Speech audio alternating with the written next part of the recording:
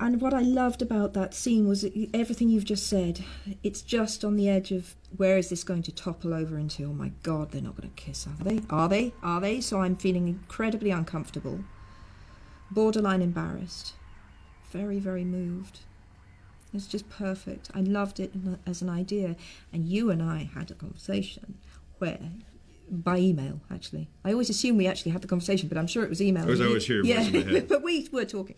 And you said that when they were in the tent together, you thought something was going to happen. Yeah, I did. As when you I read the book. novel.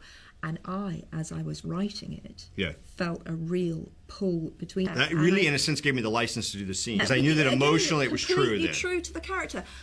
Why wouldn't it happen? You're alone. You might die any day. Yeah.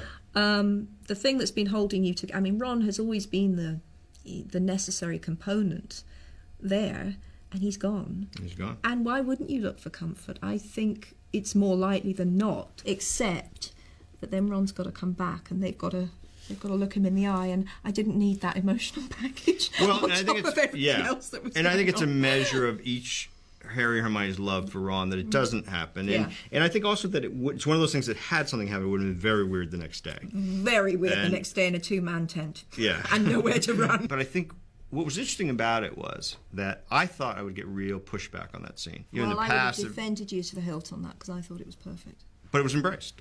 And no more than it was most enthusiastically embraced by Emma and Dan.